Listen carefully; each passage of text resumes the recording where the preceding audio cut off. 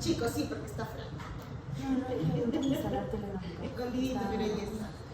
Ok, hoy día vamos a ver un poco más de lo que es el diagnóstico de las infecciones que hemos visto toda la semana, inclusive ustedes han puesto en seminarios, ¿no? Vamos a hablar de las infecciones obstétricas y de las infecciones neonatales, ¿no? Aquellas infecciones que, como ustedes saben, puede haber una transmisión vertical, ¿no? De madre a hijo y generar, por ejemplo, los cuadros de sepsis neonatal temprana, ¿no? En las primeras 32 horas, o en todo caso también hablar un poquito de aquellas infecciones que generan los cuadros de sepsis neonatal tardía, más de 62 horas, que puede ser por una transmisión, ¿no?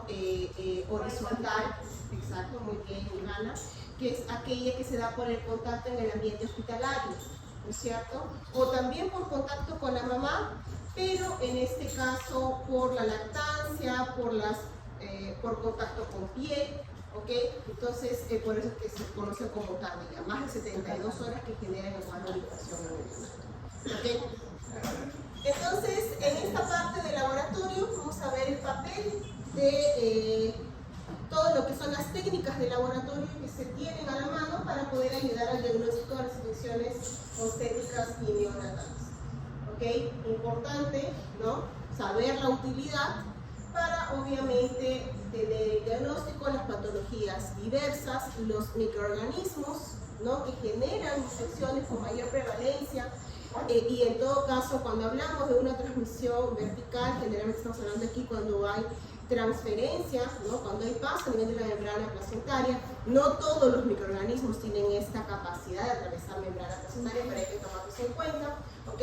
Porque están relacionados a infecciones congénitas, ¿ok? Entonces, muchos de ellos importantes, por ejemplo, por eso es que se da justamente la vacunación, la inmunización durante el periodo de crecimiento del niño. Entonces, aquí también en el caso, estas niñas, ¿no? Cuando crecen y son futuras mamás, se previene una infección que ella pudiera transmitir por vía placentaria a su neonato. Por ejemplo, es el caso de la rubiola, ¿no? Por eso es importante la inmunización durante el crecimiento de esa niña. Ya sabemos que es la triple, por ejemplo, ¿no? Importante este tipo de vacunas justamente para evitar que durante el periodo de gestación se diagnostique una mujer gestante porque no ha sido vacunada, esté con una infección aguda de rubiola y aquí haya una transferencia por membrana placentaria y se generen todas las complicaciones en el neonato, ¿no es cierto? Sabemos que, por ejemplo, puede generar convulsiones en el neonato, desde condiciones de aborto, nacimientos prematuros, ¿okay? Malformaciones, ¿okay? Congénitos, complicaciones en el neonato, cuando se tiene la infección activa, ¿no? De rubiola, por ejemplo. ¿Ok? Entonces, saber también cuáles son las infecciones. Ok,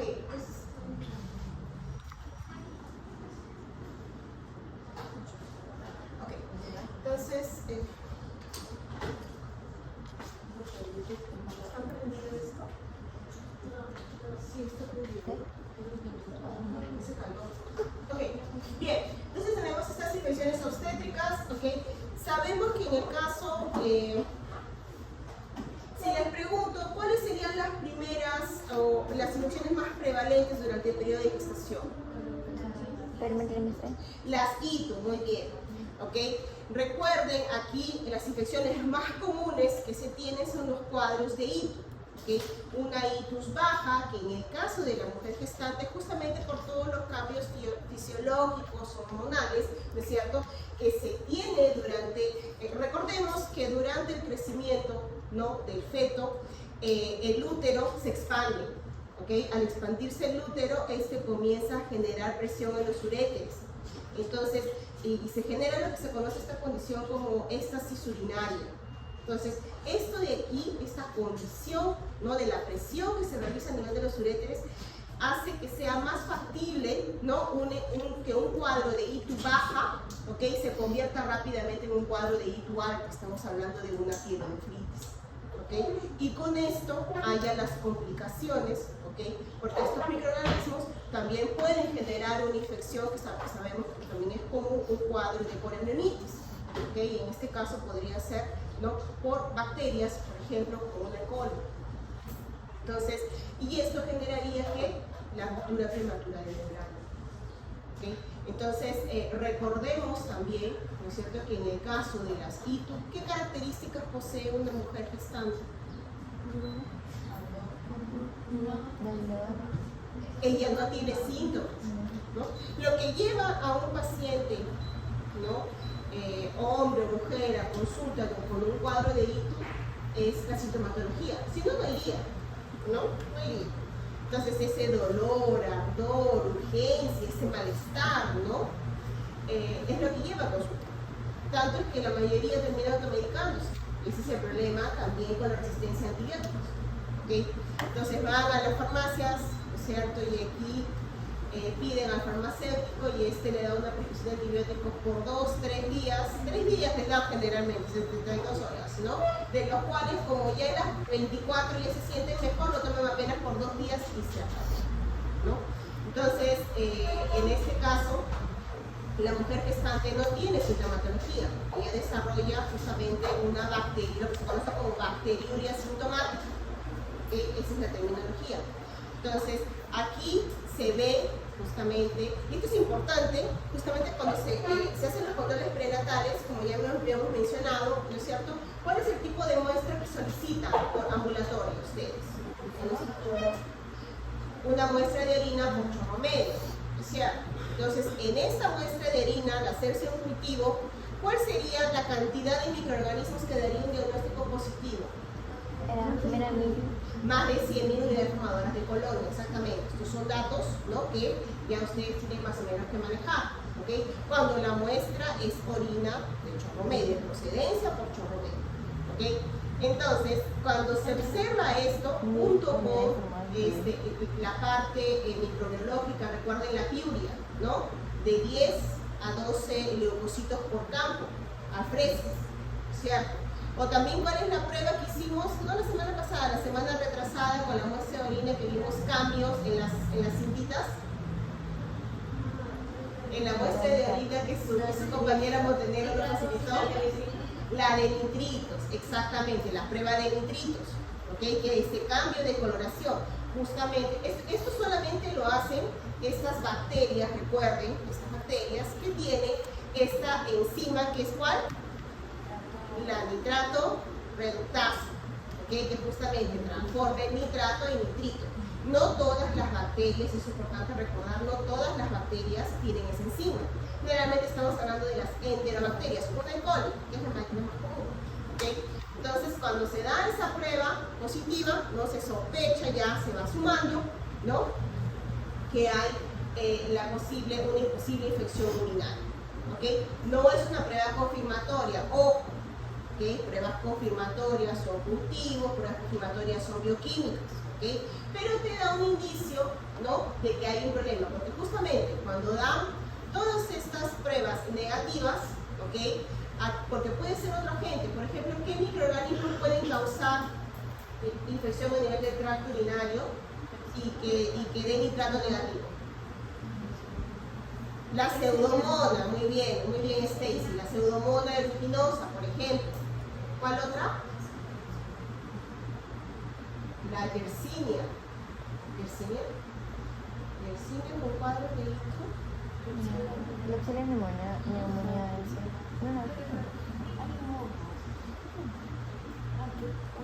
Puede ser, por ejemplo, un micobacterio. Micobacterium tuberculosis genera cuadros de infección en el tracto urinario. No es común, pero puede ser, ¿okay? Entonces, recordar que no todos los microorganismos dan nitrito positivo, ¿okay? La prueba de nitrito positivo. Hay que tomar en cuenta cuál es el agente causal, ¿okay? Entonces, recuerden también que algunas muestras pueden dar el nitrito negativo cuando las muestras son diluidas. También puede estar asociado también a la alimentación del paciente. Este tipo de alimentación puede dar falsos negativos, ¿no? Tenemos varios datos justamente esta diapositiva, ¿no?, de las ventajas, desventajas y por qué se dan algunos casos falsos positivos o falsos negativos. ¿Okay? Revisen por favor esa información. ¿Okay?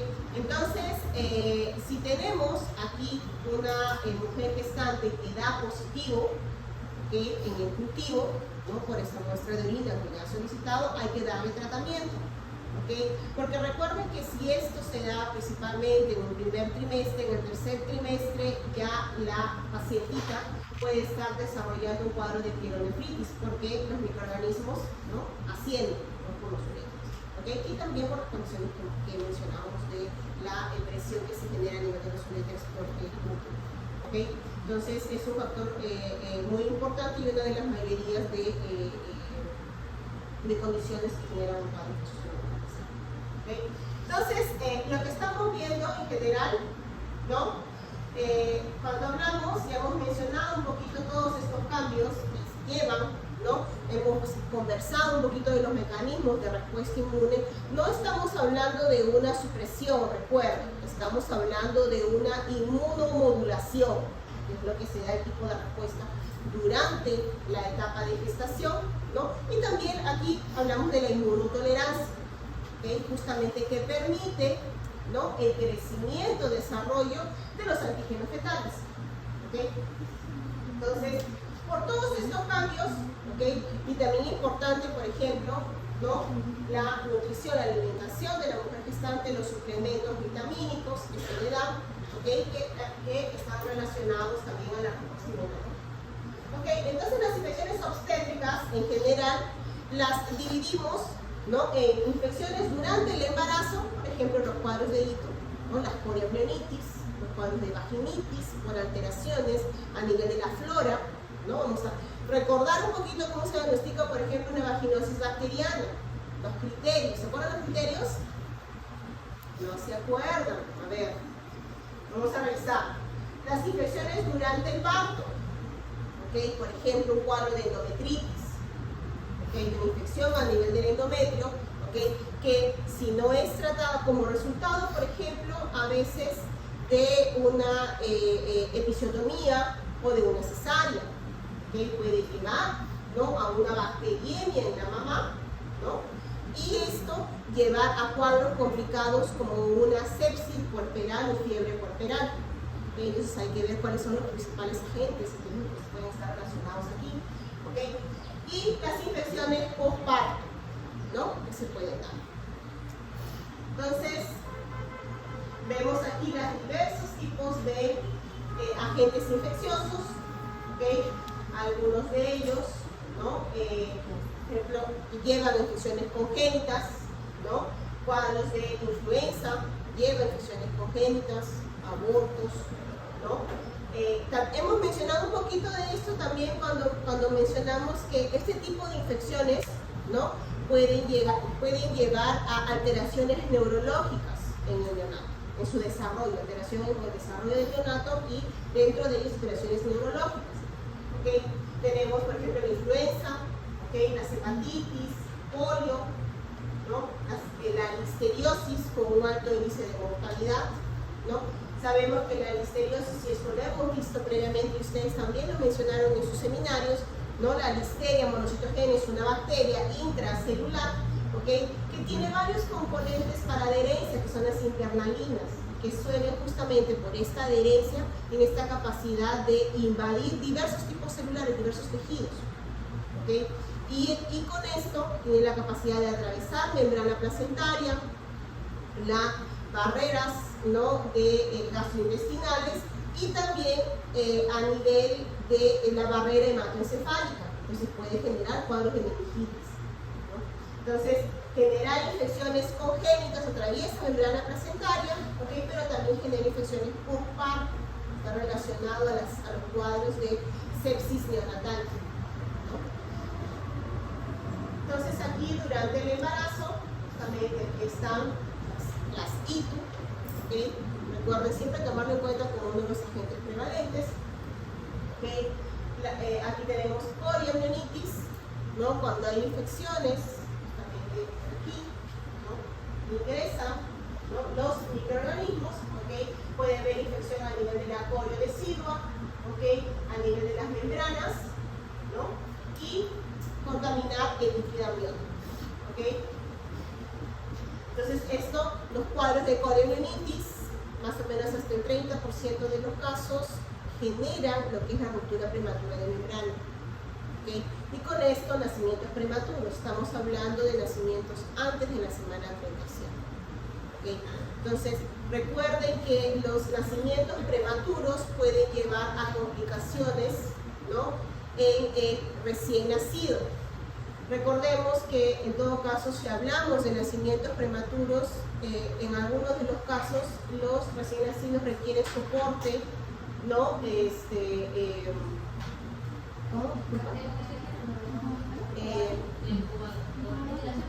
Ventilación requieren justamente este soporte, ¿ok? Y dentro de esto, en este uso de la ventilación mecánica, hay aumento de oxigenación. Ese aumento de oxigenación, ¿ok?, aquí estamos hablando de la hipoxia, ¿ok?, genera justamente el exceso de especies como el ROS o aquí también tenemos el óxido nítrico, el NO. Y esto es tóxico para lo que es el endotelio, destruye el endotelio, ¿ok? Entonces hay un aumento de la vascularización, ¿ok? Hay un aumento de infiltrado celular, neutrófilos, macrófagos, produciendo todos estos componentes, ¿ok? Ahora, el problema es que hay una disminución en el desarrollo de los alveolos y con esto se dan malformaciones a nivel justamente de los alveolos, ¿ok? ¿Ah? Claro, exacto. Puede haber justamente estos problemas en el desarrollo, ¿no?, de los alveolos y tiene la displasia broncopulmonar, que son los que se conocen como el daño prematuro a nivel del pulmón.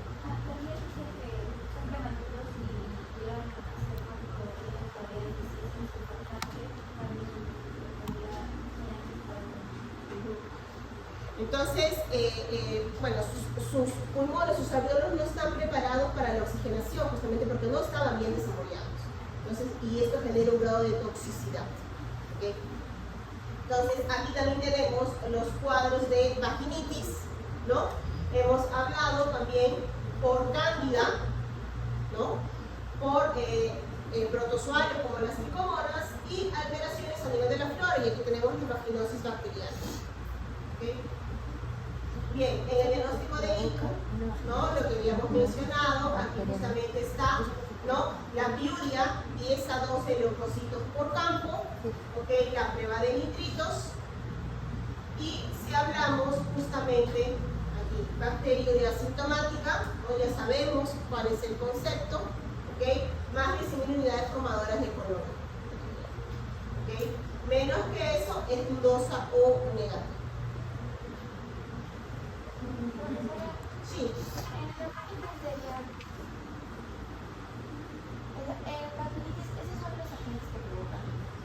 Sí, los principales cuadros de vaginitis están asociados a una vaginitis candidiásica o cándida, ¿okay?, por tricomona, o los cuadros de vaginosis bacterianas. ¿Okay? Esos son los tres, ¿no?, que generan dentro de estos cuadros de vaginitis. ¿Okay? Y aquí siempre tenemos que recordar, ¿no?, que en el caso de la cándida, ¿okay?, es porque forma parte de la flora, ¿no es cierto?, y hay alteraciones. Aquí justamente lo que lleva a una alteración de la cándida está relacionado a aumento de pH, ¿okay?, son factores.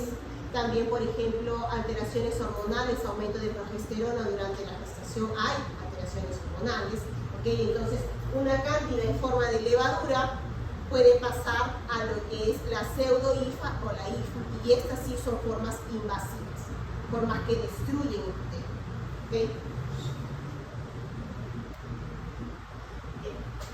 Entonces, aquí justamente el diagnóstico de ruptura prematura de membrana, ¿okay?, está relacionado al 30% de nacimientos prematuros. Esta ruptura está relacionada justamente a infecciones en el bol y el ano, ¿okay? Entonces, los factores de riesgo, ¿cuáles son? Por ejemplo, tenemos una mujer gestante que ya ha tenido en sus gestaciones anteriores ruptura prematura. Entonces, es un precedente que hay que tomar en cuenta que podría volver a suceder. ¿Okay? Aquí tenemos la infección del tracto vaginal, genital, disculpen, una ITU, ¿okay? Un sangrado anteparto o si la mamá fuma o bebe alcohol, ¿okay? Durante el embarazo. Hay mujeres que lo hacen. Entonces, aquí, ¿cuál es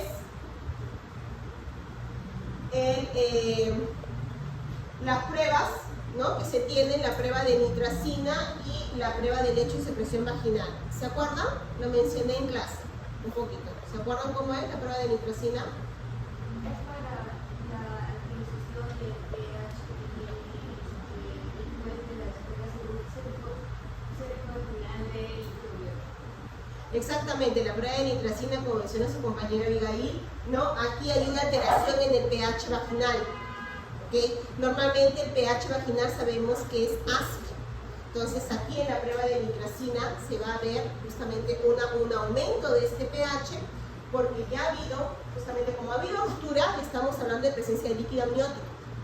¿Okay? Entonces aquí vamos, el líquido amniótico tiene un pH más o menos de 7. Entonces eso es lo que se va a evaluar con esta presencia de esta prueba de alteración de pH. ¿Okay? Entonces aquí hay un cambio de color de amarillo a azul más o menos, ¿okay? Y esto nos daría una nitracina positiva, un indicador de que puede haber, ¿no?, una ruptura prematura de membrana. ¿Okay? Obviamente aquí, ¿no?, por aquí, ¿no?, estamos viendo líquido amniótico purulento, presencia de leucocitos y bacterias, porque ya esta secreción, inclusive cuando van a examinar a su paciente, dependiendo del tiempo en que se ha realizado la ruptura de la membrana, ya este líquido amniótico ya tiene inclusive a veces aquí dice purulento, pero a veces está verdoso o tiene un olor fétido. ¿Okay? Entonces, esto se puede dar, chicos, también en esas pacientes que nunca han tenido un control prenatal. ¿Okay? Hay pacientes que llegan, ¿no?, ya prácticamente para que haya el parto. ¿Okay? Entonces, cuando van a examinarla, ¿okay?, y ustedes le preguntan, ¿no?, cuánto tiempo tiene semanas de gestación, y a veces hasta se ha pasado la semana de gestación. ¿Okay? Entonces, en estas condiciones, nunca han tenido ningún examen, ningún control. Ustedes no saben nada de la situación de la mamá ni de su neonato. ¿Okay? Entonces, cuando van a ver las secreciones, ya está con un olor, o la mamá puede llegar, ¿no?, y decir, hace 2 o 3 días que mi bebé no se mueve, ¿no? Entonces, cuando ustedes le preguntan, señora, ¿usted se sintió mojada? ¿No? Porque se siente esa sensación, ¿no? Entonces lo que sucede es que ella puede hasta mencionar, sí, la semana pasada sentí que estaba mojada, pero de ahí no pasamos nada, ya había hecho ruptura de membrana. ¿Okay? Pensó que se había, ¿no?, orinado, pero no era ese caso. Por eso la secreción ya está verdosa, ya hay olor. ¿Okay? Entonces hay que pensar también en esas condiciones. ¿Okay? Entonces, aquí también tenemos otra prueba, que es la prueba de lecho. ¿Okay? En la prueba de lecho, justamente, esta prueba de lecho, creo que Abigail, en el seminario que presentaron, ustedes lo mencionaron, ¿no? ¿También? Entonces, sí me acuerdo que justamente fue su compañera la que puso esa parte. Yo dije, ya, perfecto, eso lo puedo utilizar para la clase de mañana. Entonces, aquí, justamente lo que ella mencionó es que en esta prueba de lecho también se toma un poquito de la secreción vaginal, ¿okay?, y se pone una lámina portaobjeto y se va a ver al microscopio. Cuando se seca, se va a ver justamente la estructura de las ramitas del helecho, pues no así, ramitas. Una ramita que se seca, eso es lo que se ve. ¿Okay? Entonces, eso también es un indicador. Ojo, no son pruebas confirmatorias, ¿okay?, pero te está ayudando en cuestión de minutos a poder, ¿no?, diagnosticar a tu paciente. ¿Okay? Obviamente, aquí tenemos, vas a tomar un hemograma y tiene que haber leucocitosis, ¿no? Más de 15.000, hay pacientes que se presentan con 17.000, ¿no?, 18.000 de leucocitosis. Se está con un proceso infeccioso. ¿Okay? Hemocultivo, muy rara vez sale positivo, ¿no?, 10%. ¿Okay? Igual el líquido amniótico indicado, ¿no? Purulento, en algunos casos fétido, amarillo verdoso. ¿Okay? Eso tenemos. ¿Okay? ¿Y cuál es el agente causal? Y aquí ya venimos reforzando esto. Estreptococo beta hemolítico del grupo B. ¿Ok? Y aquí ya tenemos otro nuevo microorganismo. ¿Ok? ¿Cuál es su nombre y apellido de este individuo? Agalactiae, Streptococcus agalactiae. Muy bien. Si me pones Streptococcus beta-hemolítico del grupo B, no, el GBS, no, pues no, pues. ¿Qué será? ¿No? ¿Ok? Y Escherichia coli. ¿Ok? Entonces aquí, porque Escherichia coli, porque puede ser una I, justamente, ¿no? Llevó una I, una complicación y llevó a la ruptura pneumocránica. ¿Ok? Bien, entonces aquí tenemos la escoliamionitis. Pueden ser por bacterias, por hongos y también por virus. ¿Okay? Entonces aquí vemos el tipo polimicrobiana. ¿Okay? Tenemos las más frecuentes, enterobacterias, estreptococos. ¿Okay? Pero aquí también está relacionado, ¿no?, a la colonización vaginal.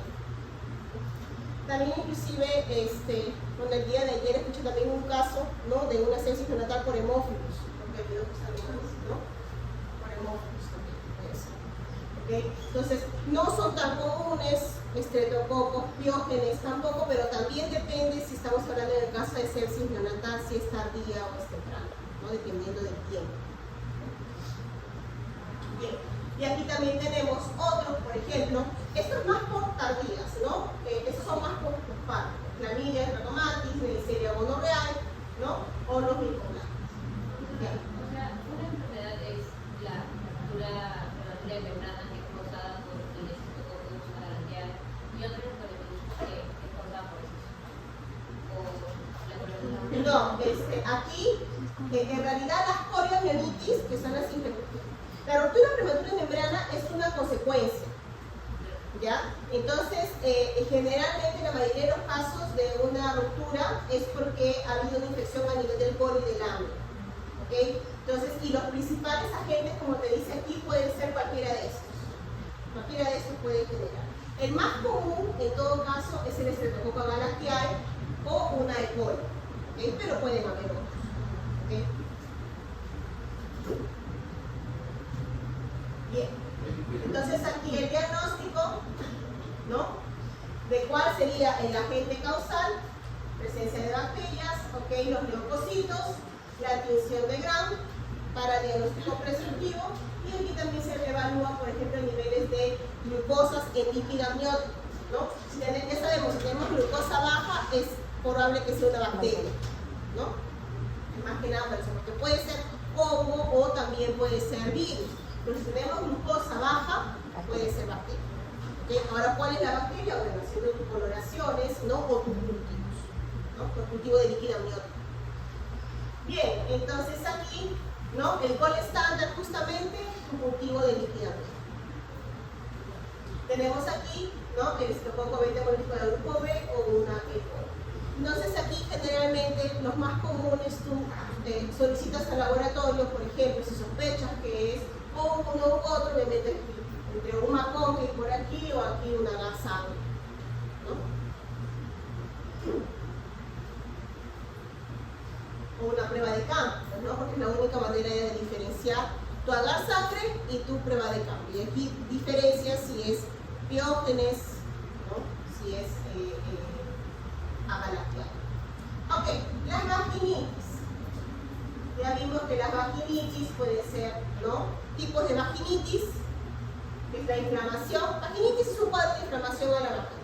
¿Quién lo hace? Puede hacer una cándida, ¿okay?, los más comunes, tricomona, o las vaginosis bacterianas, que es por alteración de la flora, ¿no?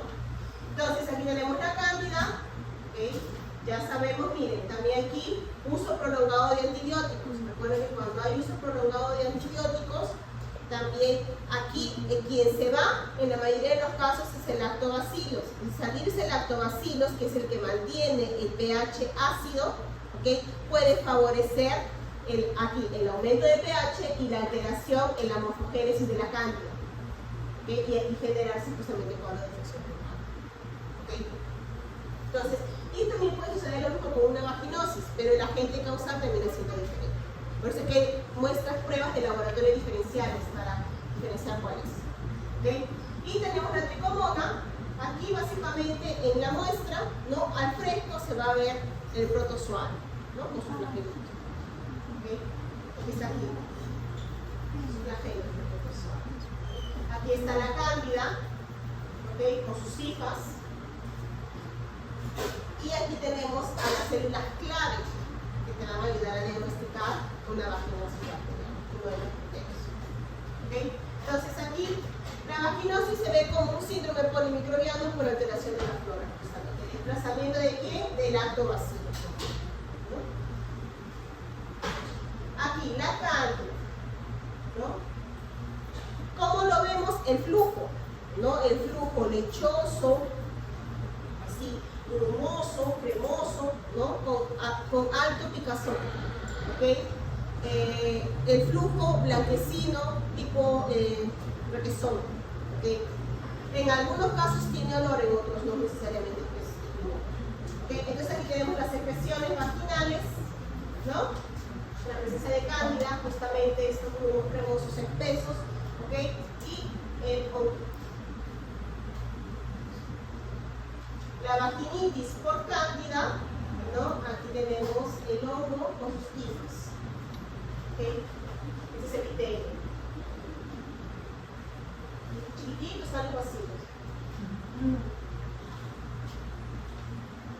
Ahora, aquí lo que se hace, justamente, una de las pruebas es, se toma la muestra que contiene cándida y se coloca en un tubito con un medio que va a tener suero fetal.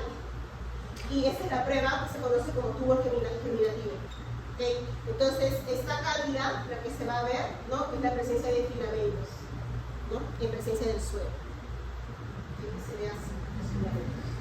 Esa microscopia.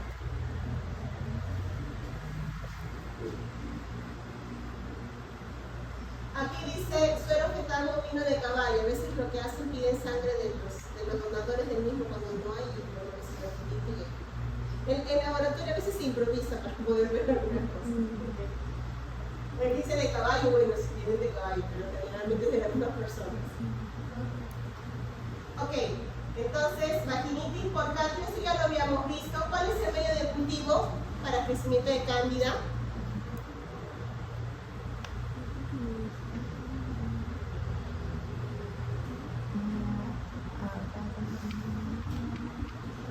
No, saburó. Generalmente hongos, socorro. El medio general para hongos es un agar saburó, ¿ok?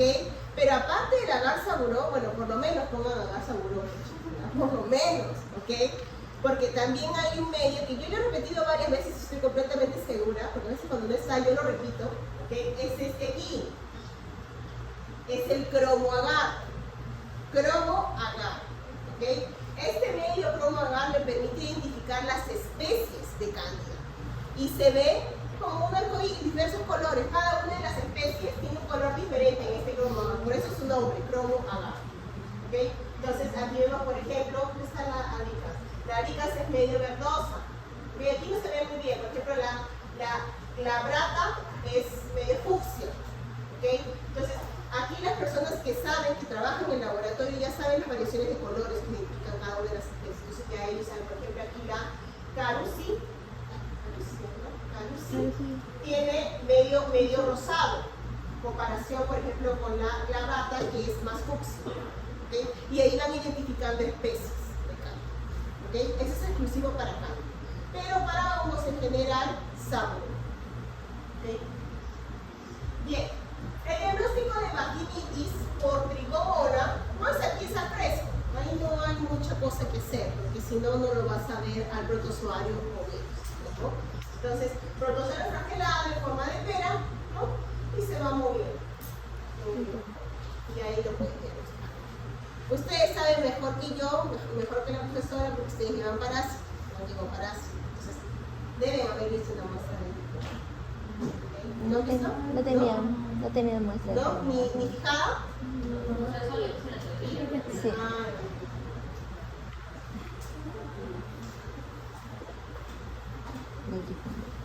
ok. La vaginosis bacteriana. Aquí. ¿Cómo lo voy a diagnosticar?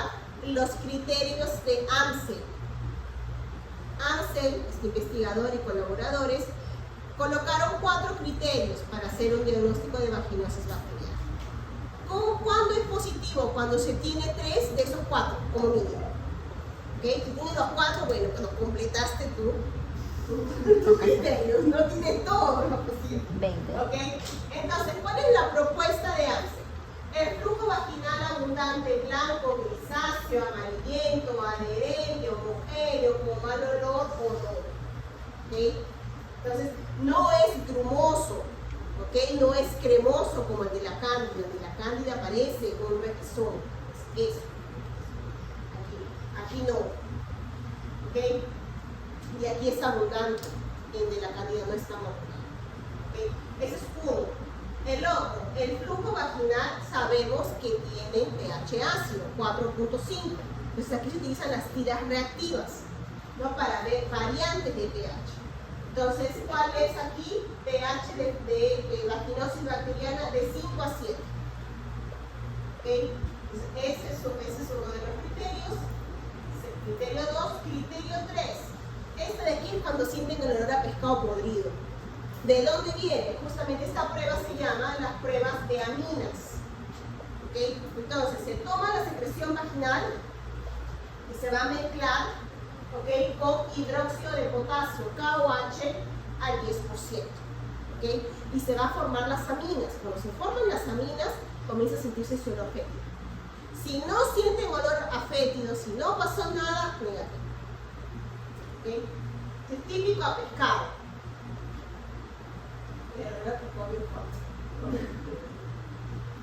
No es saludable el olor de pescado que está por aquí.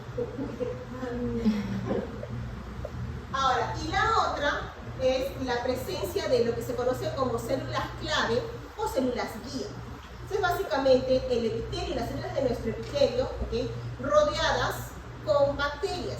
Pero ¿qué sucede? Las células del epitelio tienen una estructura. ¿Okay? Aquí se va a ver como escamosas. ¿Okay?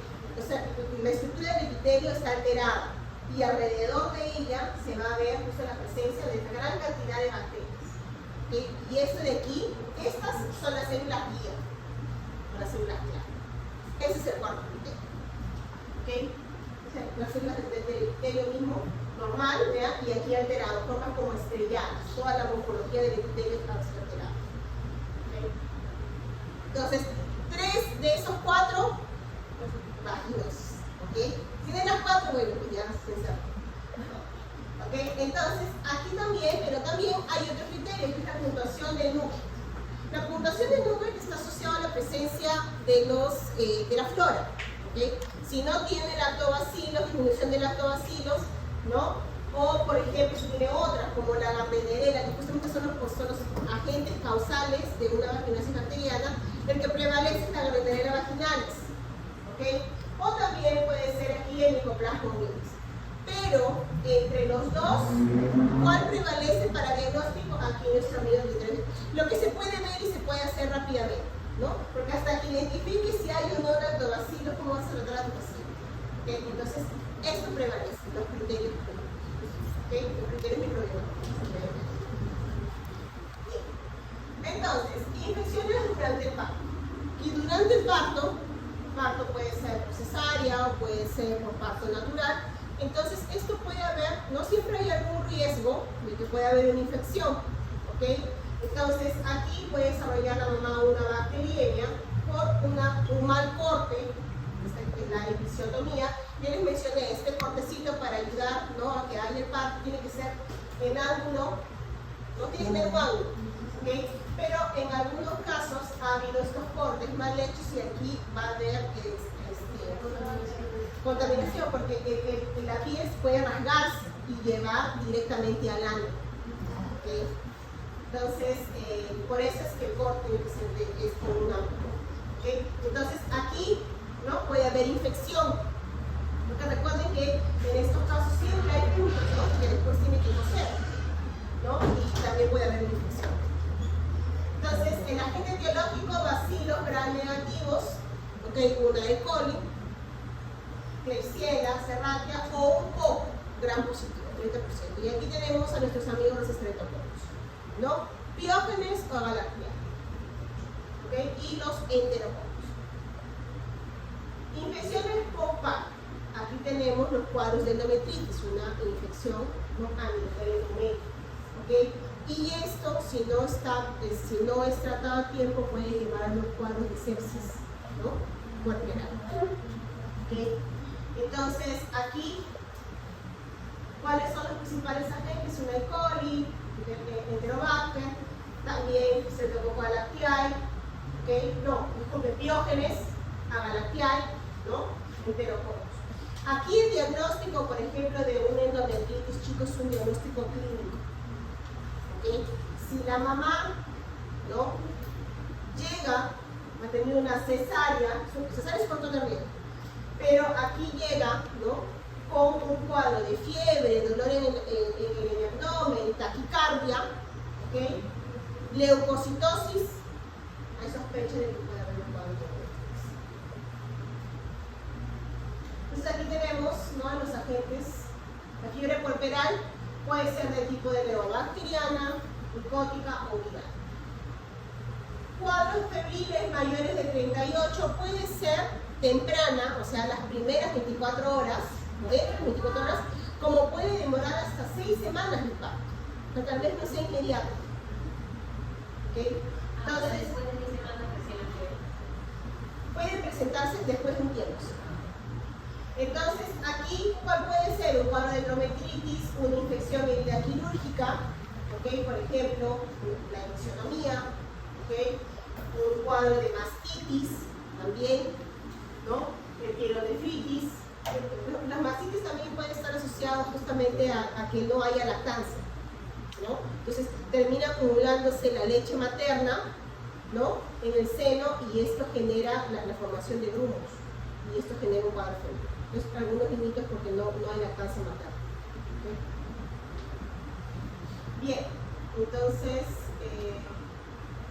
la endometritis, ¿no? puede ser de tipo polimicrobiano ascendente. Y estos son todos los microorganismos, vean, inclusive está la Gardnerella, inclusive está, ¿no? Mycoplasma, ¿no? una E. coli, ¿okay? ascendente, por los canales, y la monomicrobiana precoz en las primeras 24 horas. Aquí podemos tener, ¿no? por los aureus, Streptococcus piógenes, o Agalactiae, o el mismo Clostridium. ¿Okay? Y una tardía, más de una semana, la clamidia, ¿no? la clamidia trachomatis. El diagnóstico. Bueno, aquí se toma la muestra, ¿no? de la paciente y se va a introducir aquí en un caldo nutriente, ¿no? y se va a dejar incubando por 24 horas. Son unas botellitas de caldo. ¿Okay? Entonces, aquí lo que se va a hacer, ¿no? si hay crecimiento, si hay turbidez, ¿no? se hace de esa muestra, de ese caldo, se va a tomar para hacer la tinción de grano. Y se hace un reporte preliminar. Coco, ¿no? si es un coco, gran positivo, gran negativo, y se hace un subcultivo en agar sangre. ¿Okay? Entonces, si de ese subcultivo se va a hacer, ¿no? positivo, las pruebas bioquímicas y el antibiograma. Y una vez que se hace estas pruebas, se va a identificar el microorganismo, se hace la lectura y se hace el reporte definitivo. ¿Okay? Si en ese subcultivo sale negativo, se reincuba de nuevo, persiste. ¿Okay?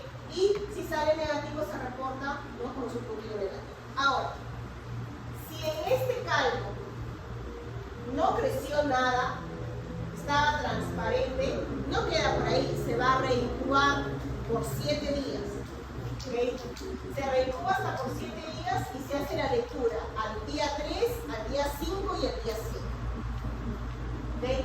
Se hace, inclusive como si no se ve nada, se hace un subcultivo a ciegas, que se toma, o sea, no se está viendo muestra, pero se va a tomar en agar sangre y se va a sembrar.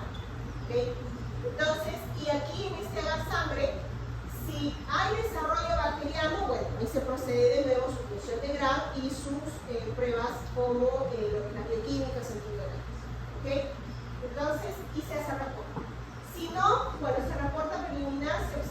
en el reporte preliminar, ¿no? En observación del hemocultivo, que no se encontró nada. ¿Okay? Pero como ven, ¿no? Se toma la sangre de la paciente y se reintenta, ¿no? Se hace varios intentos para ver crecimiento del microorganismo. De repente estamos hablando de un microorganismo de crecimiento lento. Algunos crecen inmediatamente y otros no. Por eso es que se continúa, ¿no? Hasta el día 6. Se persiste. Obviamente, chicos, esto de aquí, ¿no? Es cuando se hace el cultivo manual, ¿no? Recuerden también en nuestras pruebas de hemocultivo, ¿no? También hay las de las máquinas, tiene su nombre, que se me fue. Las automáticas, las pruebas automatizadas. Estas son las pruebas manuales, ¿okay? Eso lo hemos visto en laboratorio, ¿no? Que ya vienen las muestras con su código de barras, los tubos, disculpen, con su código de barras, listos para que le coloquen la muestra de sangre de muestra, ¿okay? Pero esto es lo que se hace en el manual, ¿no? En las automatizadas ya entran, ¿no? Directamente por su código de barras y ya se identifican los microorganismos. ¿Okay? Bien. Y aquí tenemos de nuevo, ¿no? La prueba de campo. ¿Okay? ¿Se acuerdan cuál es la prueba de campo? Ahí está diciendo el cuadro de la prueba de campo.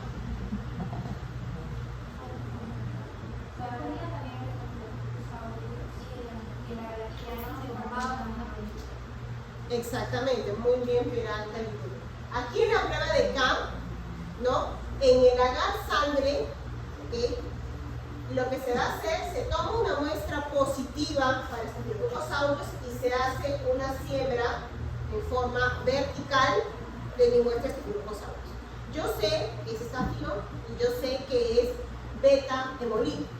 ¿Okay? Entonces, aquí va a ser mi hemólisis de glucosaurios y yo voy a colocar mi muestra problema al costadito, porque yo no sé qué es.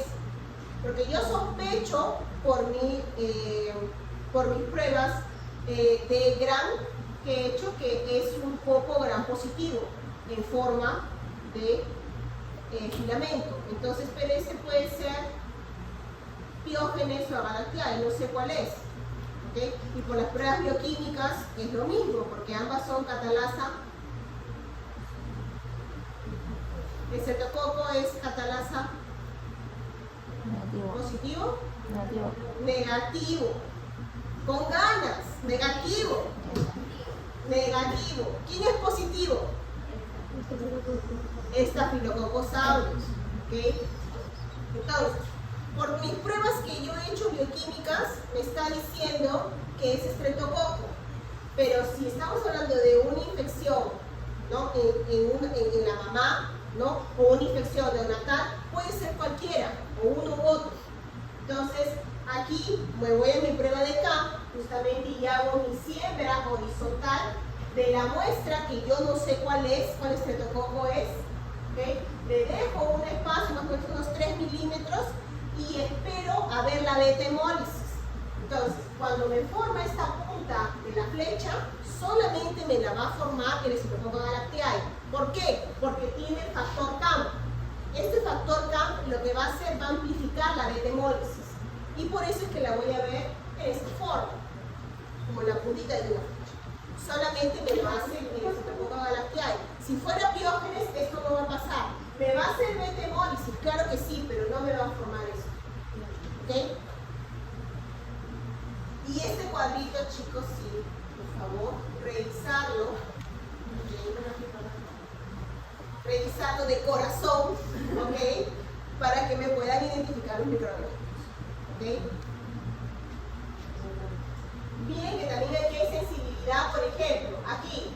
Yo sé que es coco gram positivo, ¿ok? Pero que tiene alta hemólisis. ¿Quién será?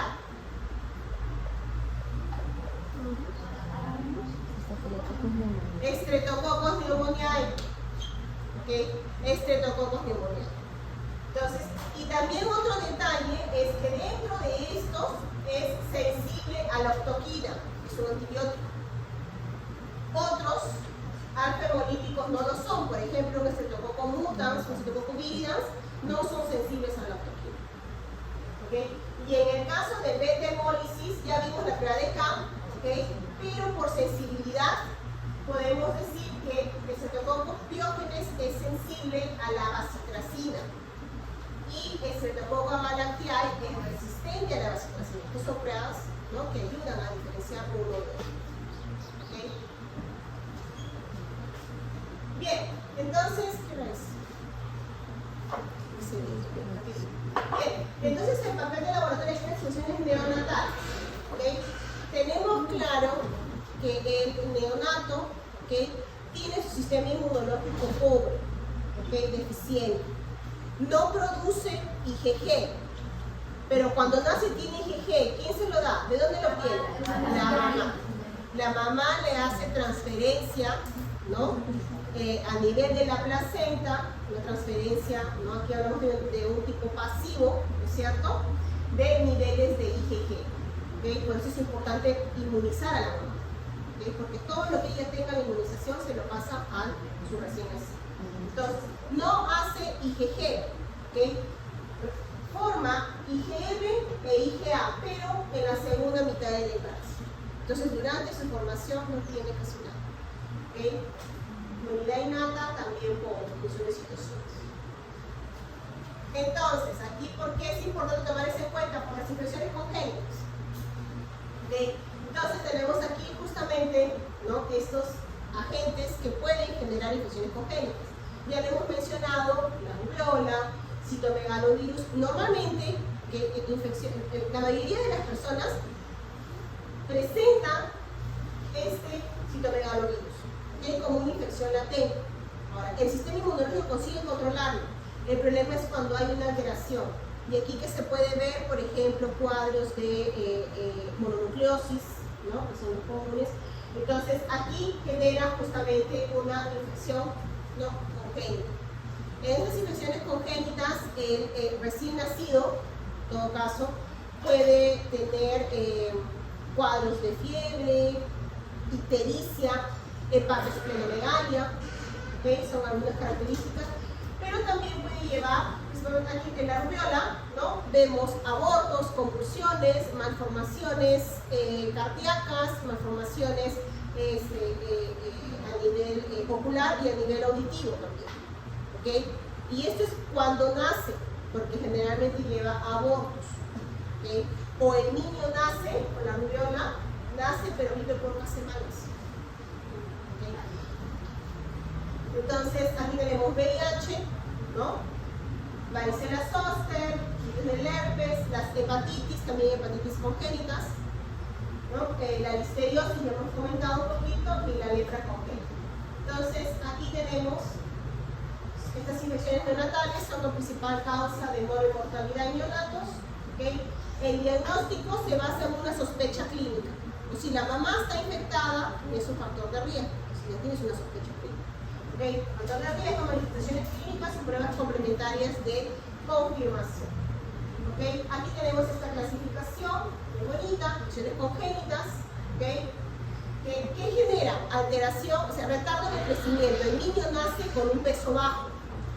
¿Okay?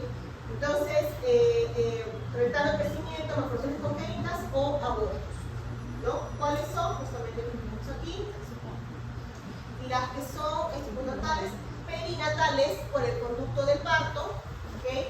Aquí puede llevarte a cuadros de septicemia, ¿no?, neumonía, nacimientos prematuros. Aquí está justamente nuestro amigo gonococo, ¿no?, la clamidia, ¿okay?, estreptococo beta hemolítico de grupo B, el coli y la listeria. Entonces, por eso es que cuando se diagnostica a la mamá con este tipo de infecciones, generalmente se lleva por preventivo, ¿no?, que el niño nazca por cesárea dependiendo de las condiciones, y para evitar que se complicaciones. En el caso postnatal, ¿no?, aquí por contacto con algunas secreciones salivales, la lactancia materna, ¿no?, puede llevar a septicemia, conjuntivitis, neumonitis. Aquí también en estos casos postnatales puede ser por contaminación por el mismo personal de salud, ¿no?, que está en los ambientes hospitalarios. Cuanto más tiempo permanezca un niño en el ambiente hospitalario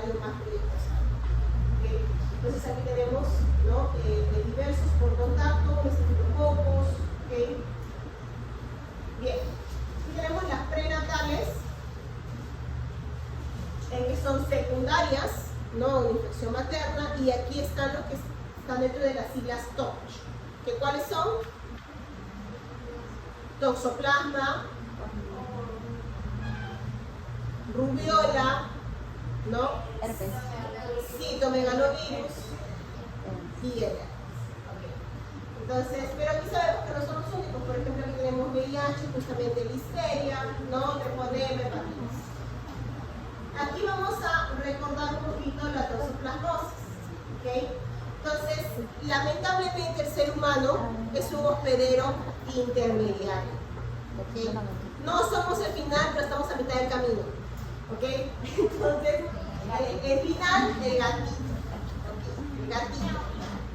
¿Ok? Entonces, aquí, ¿no? El humano termina contaminándose por contacto con las heces fecales, en la redundancia. Con las heces del gato, ¿ok? O por alimentos contaminados de animales contaminados. ¿Ok? Entonces, aquí tenemos, entra el oocisto y aquí tenemos la liberación, ¿no? De los esporozoitos, y en este caso se forman los taquizoidos, ¿okay? Que son las formas que invaden justamente los diversos tejidos, ¿okay? En esta reproducción asexual, ¿no? Tenemos, en el caso de la mujer gestante, a ver, ¿no? Estos taquizoidos son capaces de atravesar la barrera placentaria, ¿okay? Principalmente durante los primeros trimestres, al inicio de la formación. Atraviesa la barrera placentaria, infecta el feto y aquí genera la toxoplasmosis también. ¿Okay?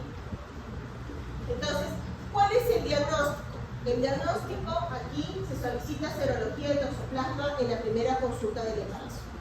¿Okay? Si se tiene, eso es en la mamá, ¿okay? El diagnóstico de toxoplasmosis. En el recién nacido, cuando se sospecha IgM serológico, ¿okay? Eso indica que está como una infección aguda. Tomemos en cuenta que cuando hablamos de la serología también en la mamá, ¿no es cierto? Si es IgM, una infección aguda, y si es IgG, bueno, no hay ningún problema porque en algún momento tuvo contacto, ya no. ¿Okay? El problema es si en esta prueba serológica sale negativo o sale IgM. Porque sale negativo implica que no ha tenido contacto, entonces puede tener contacto durante la gestación y aquí desarrollar una toxoplasmosis aguda. ¿Okay? Pero si tiene niveles de IgG, entonces ya lo tuvo, ya tiene sus mecanismos protectores, entonces ya no habría mucho riesgo.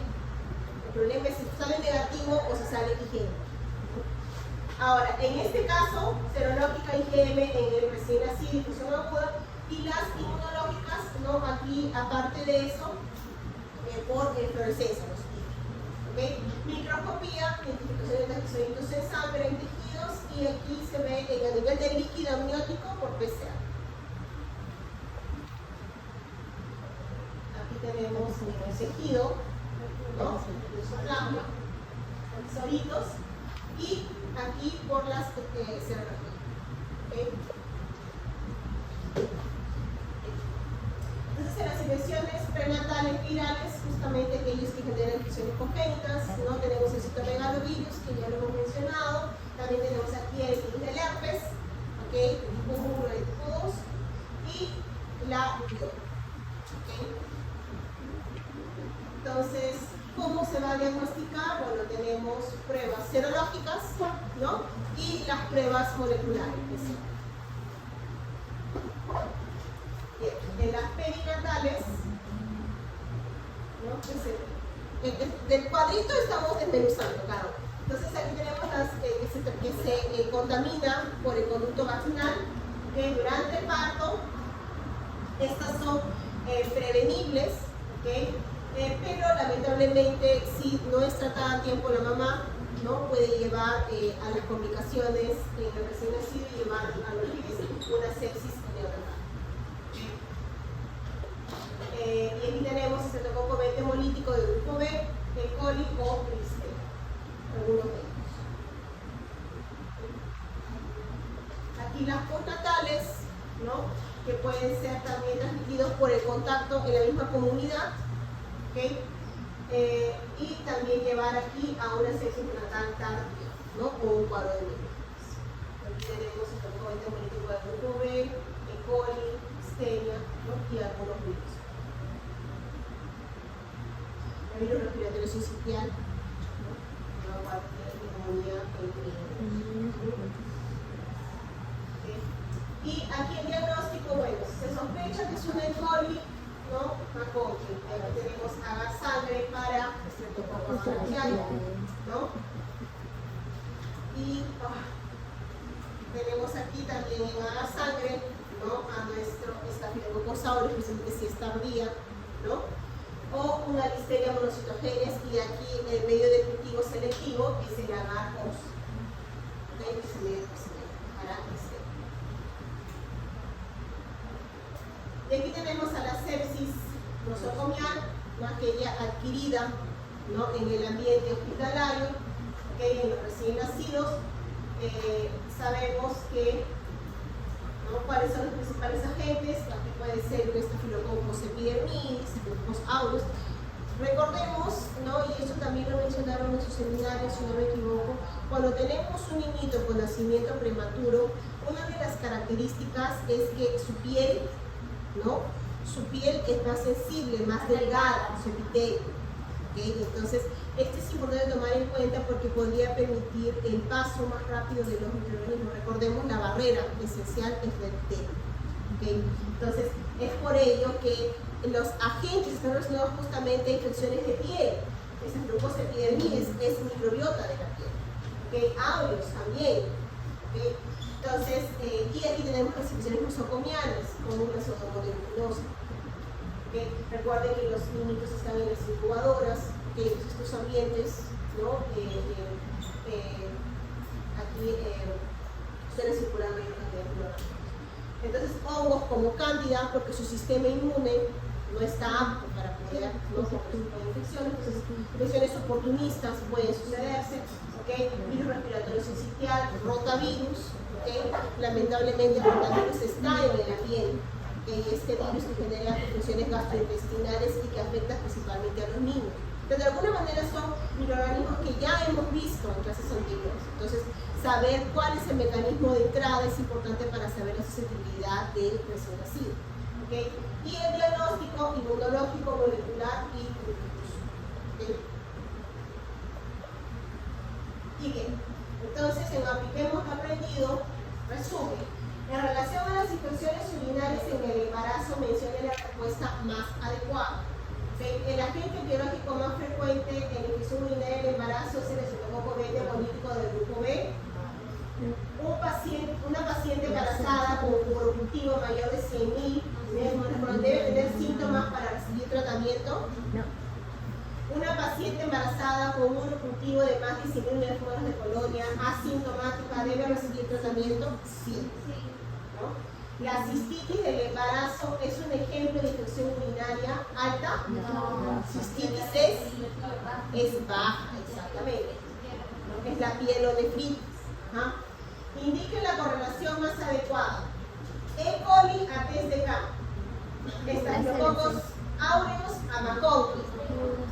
Listeria monocitogenes a Agar Oxford.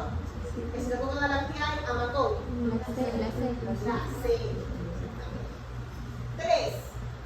En relación a la toxoplasmosis, mencione lo verdadero. La infección materna usualmente es sintomática. El diagnóstico de toxoplasmosis neonatal se realiza a través de IgG positiva. No, es IgM. IgM, recuerden que tiene que ser aguda. ¿Okay? Y se sugiere solicitar serología para toxoplasmosis en la primera consulta del embarazo. Sí. La forma infectante dentro del organismo humano es bradizoito. ¿Cuál es? O taquizoide. Ok.